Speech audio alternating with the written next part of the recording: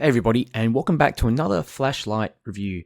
Today I'm going to be looking at a headlamp, and this is the Skilhunt H300R. I made a post about it, I think about a few days ago, and I wanted to go through my thoughts and some things I've noticed about this light, this headlamp, so that it will help you decide whether it's right for you. So the first thing I noticed when I got this light was the box, and it certainly didn't look so impressive. There's a little spelling mistake or grammatical mistake, whatever, here on the front. But you know what? The goods definitely exceeded my expectations by a mile. Quick close up so you can see what I'm talking about. I mean, it's really quite amazing, the overall machining, but I'll go through that in a little bit more detail. Doesn't come with a battery. Well, my version didn't come with a battery anyway. I think that might be due to it being a demo model. And I thought that was a little bit odd, but here's a few other things that you get with it. You get the headband, of course, and it doesn't come assembled. You have to put it together yourself. Okay, you get a magnetic charging cord. Okay, this is it. Show you it up close, and you just basically just clip it over, stick it over the top of the light like that. You get a lanyard. Okay, I don't really use lanyards, but important for some of you. Couple of O-rings, and I've also got this, yeah, it's like a little bit of rubber or whatever circle there, because there's actually a magnet in the tail of the flashlight, so you can take it out and replace that if you don't want a magnetic tail. You've also got an instruction manual. Here's a little size comparison as well with a couple of my other headlamps. So the H300R here to the left, got my Next Torch Max Star. Also has this same little friction ring there that you can clip on and install the light. So basically it's the same thing here, but the great thing is that you can keep the clip on the light, and as you can see, just put it through the bottom of the clip, and absolutely perfect, easy. You can take it out quite easily as well. This is my AceBeam H16, great little headlamp, the lightest headlamp that I own, but it does come with these kind of rubber rings here. It takes a little while to take the light in and out.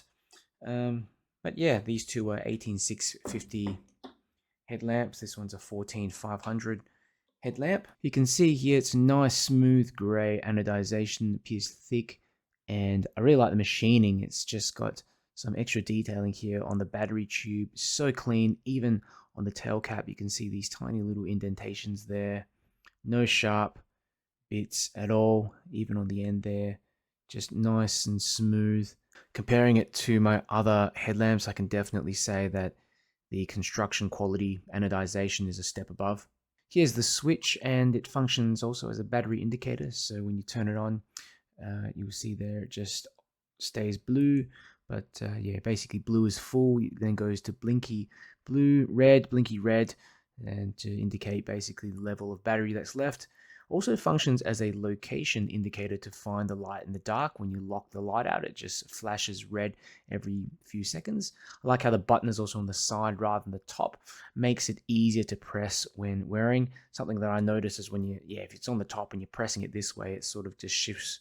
It's a little bit annoying, whereas if it's on the side, you're sort of just squeezing it and it doesn't move around on your head. Very small difference, but something that you do notice if you fiddle around the light a fair bit. I didn't get a battery included in my version, but luckily I have a huge collection of 18650 cells, so I just put a Sophone one in there and it works great. The headband also comes disassembled, which took a while for me to put together. That was something that bugged me a little bit. There weren't any instructions, and I know some of you probably own quite a few headlamps and have some experience putting these things together, but it basically just came rolled up, and yeah, had to figure it out myself. I really like how easy it is to install and remove the light. So basically just clip it on like this, okay, pull, and it's got certainly got a bit of friction in there, and I like that so that it doesn't accidentally fall out. But once you've got it in, you're completely fine. You're probably better off taking that clip out, but it's designed to still function perfectly with the clip attached. And that's something I found a bit annoying on some of my other headlamps, that you had to keep taking off the metal clip and then attaching it on there. But this one you can just leave it as is, on the light, and yeah, attaches completely fine. Pretty simple clip, as you can see here, and generally speaking, I'm not a fan of those rubberized, grips that you get on some other headlamps, unless you're basically leaving that light in there as a permanent headlamp. I like to just remove and install the light depending on what I'm using it for. So this kind of thing makes it very versatile when you're using that light on the go. So sometimes you might want to take it off, stick it to something using the magnet, and use it as like a hands-free light. So very versatile, like I mentioned. So here's a close-up of the LED, the XHP 50.2. This is my version. Comes in 4500K, and it's a high CRI XHP 50.2 as well. I don't think I've seen this one quite commonly on the market. You can get it also in other LED configurations. It also comes with the XHP 50.3 high, which will throw further, and it's a de-domed LED. Orange peel reflector, as you can see in there. You've got anti-reflective glass lens, and there's this aluminium retaining ring around the bezel. I'm sure you can unscrew that somehow with some tool, but I'm not going to try that. The bezel also comes with some really nice fins, so deep fins cut into the back, so I like that. It's good considering, we're dealing with an XHP 50.2 here, so it's going to produce a significant amount of heat. Okay, so how does the light work? Let's just go through a quick UI demonstration. So when the light is off, single click, and you'll access the last mode in memory. So I might have that in the low mode, turn it off, turn it on again, stores it immediately. You can double click for turbo and triple click for strobe. Now, if you hold the button, you can access low mode from off. Okay. Now, when the light is actually on, so just click straight, you can actually cycle between these three modes. So basically medium 1, medium 2, and high. Okay, so these three modes. All right.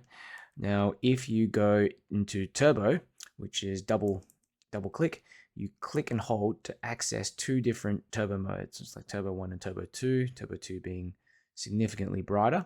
Okay, same thing goes if you click and hold to access the moonlight or the lower mode. You can hold and it toggles between the two different low modes. Okay, so even when you're in the low or the turbo mode, there's a separate sub mode in there that allows you to alternate, which I think is pretty cool. You can click this button on the side 4 times to lock the light. Okay, it will flash a little bit, and then you'll see here this red light just illuminate on and off. Okay, so it's kind of acts as a beacon. Now, if you press that button on the side, it just has like a momentary moonlight mode. Okay, and to deactivate, click 4 times again, and it will turn blue and go back to the normal UI. So yeah, that's basically it. But I think it's a fairly complicated UI for a headlamp, but once you get your head around it, it's very versatile. And if anything, you only just need to use the normal medium 1, medium 2, and high setting by turning the light on and just holding that button.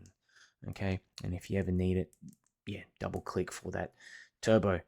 All right, so let's go through some performance tests, and I ran 3 ceiling bounce tests. This is the first one where I ran the light on the highest turbo mode, so turbo 2.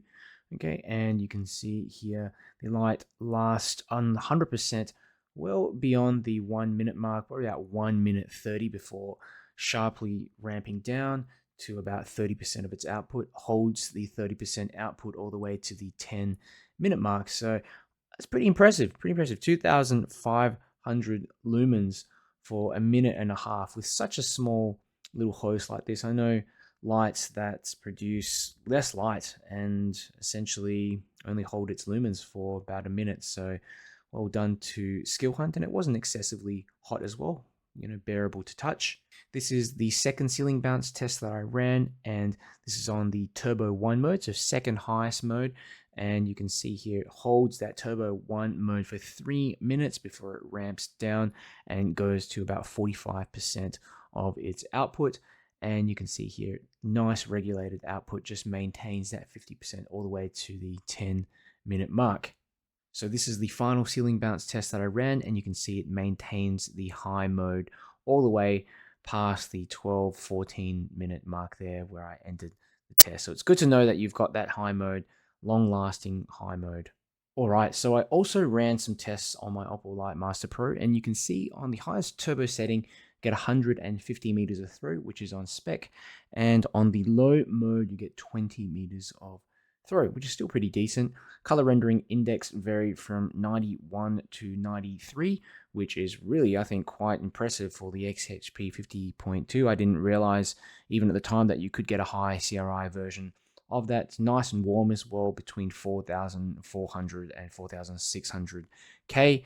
And remember, this is just using my Oppo Lite Master Pro, so there's probably a 5 to 10% variation or margin of error. The beam is quite nice, warm and smooth, and I describe turbo as almost like a wall of light. I'm really glad that there is a decent size hotspot as well, and that's thanks to this larger reflector.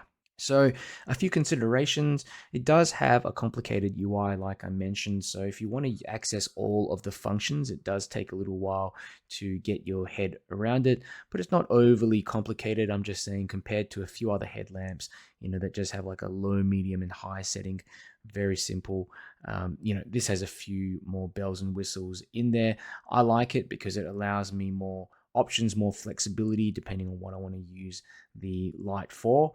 Another thing was that I didn't get a battery included in my version, though that's because mine was a demo model. But on the upside, I like that it doesn't take any proprietary cell. So it really shows that you can have magnetic charging and still use a non-proprietary cell. I also found the instruction manual a bit confusing to interpret. The English isn't the best, and it doesn't show you how to assemble the headband for people who are new to flashlights, though Skilhunt does have a video on their page and YouTube that shows you how to assemble it. So all in all, I think the H300R is a clear winner in my books. There's definitely, more complicated UI when you dig in, but at the end of the day, you'll probably only use the main modes as well as the turbo, maybe the moonlight mode, which is pretty self-explanatory, press and hold. The construction is amazing, feels really premium, and yeah, I love the overall design of this light. Feels modern and well thought through. Really one of my favorite headlamps out there. So if you're interested in getting one, I've left a link in the description to Flashlight Go. They sell two different versions of this light. I have the reflective version, but there's also a TIR lens version as well that creates a softer beam. So check out that link, and if you have any questions, let me know as well in the comments. I'll do my best to answer your questions. And finally, if you enjoyed this video, make sure you click the like button. Gets my video out to more people. And subscribe if you want to see more reviews. Skilhunt H300R. This is the lowest mode. Can't really see it. Medium, high. It sort of goes low, medium, and high. That's the high mode. And I tell you what, it's decent for seeing all the way up into those closer trees and shrubs, grasslands up in the middle there. You can see just tinting those bits of grass sticking out the center. But yeah, it's not doing much for anything out the back. But I haven't got it on turbo yet. So I just wanted to show you what it looked like on the high mode. So let's go into turbo, double click. Wow.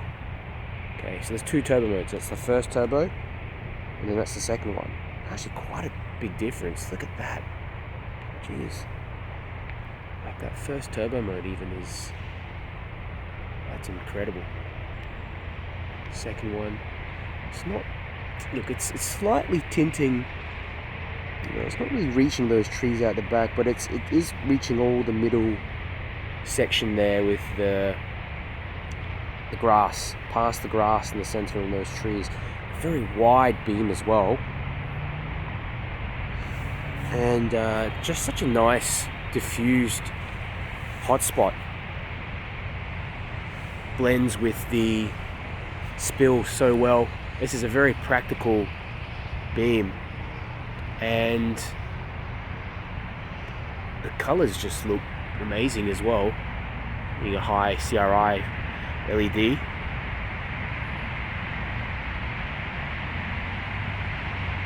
Just amazed at how much it illuminates this area.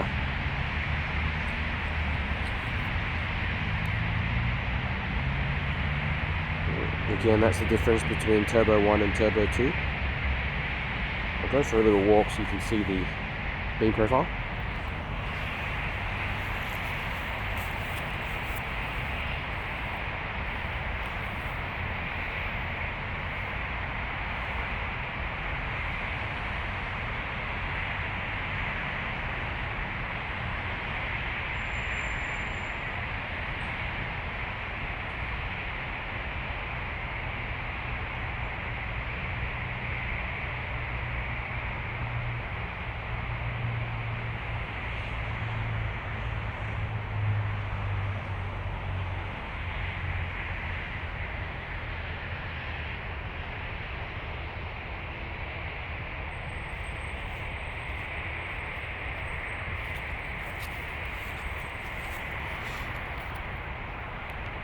Skilhunt H300R.